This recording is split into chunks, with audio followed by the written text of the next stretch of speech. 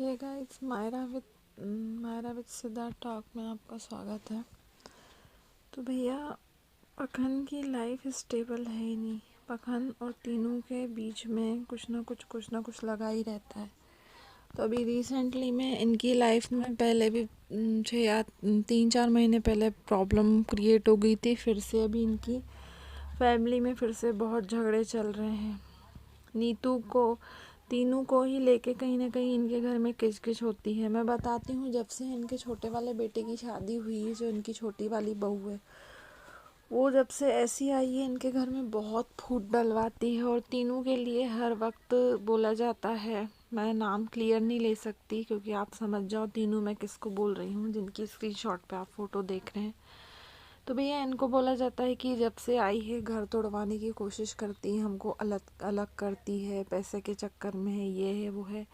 तो भैया, पखन ने एक दिन पहले लाइव में आके बोला कि तीनों ने शुरू से उनके पैसों में कोई आँख नहीं रखी। वो कुछ एक टाइम ऐसा भी था कि यूट्यूब से 20,000 की अर्निंग करती थी, किराए से रहती थी।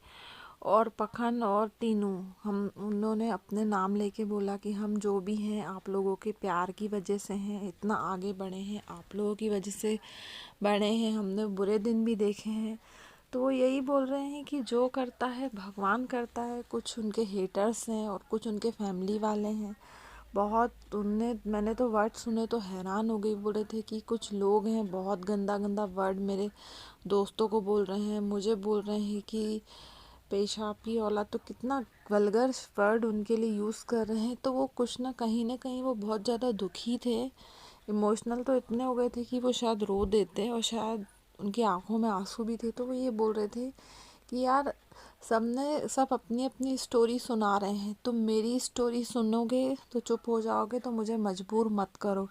तो वो बार बार अपनी फैमिली से हताश परेशान हो गए हैं। और उनके भाई जो फादर हैं पाए और भम्मू, ये भी इनको आए दिन बहुत प्रेशराइज करते हैं, बहुत ज़्यादा, कि ये हमारा घर है, तुम यहाँ नहीं रहोगे, तुम अपने घर पे हो जाओ, अभी जहाँ रह रहे हो बिल्कुल अभी खाली करो। तो कभी उनके दोस्तों को फ़ोन जा रहा है, कभी किसके। तो इनकी फैमिली में बहुत मतलब उथला पुथली बहुत ज़्यादा हो रही है।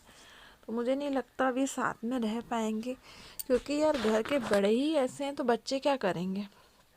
बच्चों को तो संभालना चाहिए। नहीं, घर के यहाँ बड़े ही चाह रहे हैं कि फैमिली टूटे, और बच्चे बोल रहे हैं कि हमें माँ बाप के साथ रहना है। तो यार, कोई भी हो इतनी किचकिच में नहीं रह सकता। तो इसलिए उनके घर में अभी बहुत ज़्यादा कंट्रोवर्सी हो रही है। और दूसरी चीज़, इनकी फैमिली में मैंने देखा है पखन को कि जब भी कुछ होता है ये सोशल मीडिया के सामने अपने घर वालों की बातें नहीं छुपाते हैं। वो सोचते हैं कि नहीं यार, घर की बातें घर में रहे। और जब भी भम्मू का अगर व्लॉग आएगा तो वो जानबूझ के कुछ ना कुछ ऐसा करेंगी कि दुनिया को मतलब पता चल जाए कि हाँ यार, इनके घर में क्या किचकिच चल रही है। और तीनों को भी मतलब बहुत नीचा दिखाने लग गई है भम्मू अभी बहुत ज़्यादा।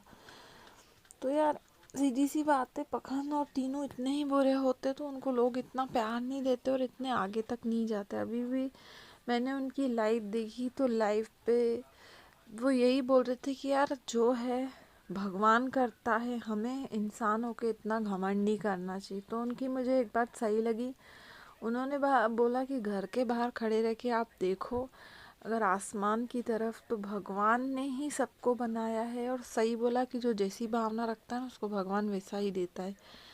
तो क्या है, बेचारे बहुत हताश परेशान चल रहे हैं। तो इनके घर में पूरी स्थिति किसने बिगाड़ी है? घर के बड़ों ने, भम्मू और पाए ने। सही बात है यार, पैसा अच्छों की नीयत बदल के रख देता है। पर मुझे तो फिर भी भाई पखन बहुत सही लगते हैं। न कभी छोटे भाई के लिए गलत बोलते हैं, ना अपने माँ बाप के लिए गलत बोलते हैं। वो बीवी को बीवी की जगह देखते हैं, माँ को माँ की जगह देखते हैं। इस शायद हो सकता है कि भम्मू सुधर जाए, क्योंकि कहीं ना कहीं जो आग लगाने का काम करती है वो भम्मू करती है। उनकी छोटी बहू तो अब भी आई है, अगर अपन उनके लिए बोलेंगे तो गलत होगा। तो मेन जो है, पता नहीं भम्मू को क्या प्रॉब्लम है, तीनों से पता नहीं क्या प्रॉब्लम है। और यार, आप भम्मू का जरा पहनावा देख लो, लगता है इतने बड़े बहू बेटे हैं, बहू बेटे हैं उनके, कैसी ड्रेसेस पहनती, मतलब पूरी अपने आप को मॉडल ही समझती। और भैया इनका अभी कुछ टाइम पहले तीनू और पखान का डायमंड बटन आया तो बम्मू को ऐसी आग लग गई कि भैया मेरा क्यों नहीं आ रहा, मेरा क्यों नहीं आ रहा, मेरा अभी तक गोल्डन बटन क्यों नहीं आ रहा। मुझे समझ में नहीं आता यार, अपने बेटे को जो औरत बर्दाश्त नहीं कर सकती तो बहू को कैसे करेगी। तो इनके घर में इसलिए असली इनकी किरकिरबाजी की वजह है भम्मू, इनकी माँ।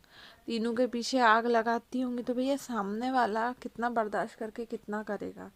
वो अगर बहू को बेटी मान के चले तो उनके घर में झगड़े ही नहीं हो। तो पाए को भी पता नहीं क्या हुआ है, पाए को भी सिखाती पढ़ाती हैं, किसी चीज़ में खुशी नहीं होती। तो इनके घर में अभी चल रहे हैं बहुत ज़्यादा लड़ाई झगड़े। और पूरी बात तो क्या है, पूरी सोशल मीडिया पे बहुत बड़े मतलब जानी मानी हस्ती हैं ये लोग यार, छोटी हस्ती नहीं है। तो सोशल मीडिया से तो कोई चीज़ छुपी नहीं रहती। तो भैया वो कई बार मतलब ये जो है पखन बहुत ज़्यादा बेचारा इमोशनल भी हो जाते हैं। करें क्या, अब वो यही बोलेंगे कि यार हमारे माँ बाप को शायद हमें अलग रखने में, अलग करने में खुशी मिल रही तो मैं वो डिसीजन ले लेता हूँ।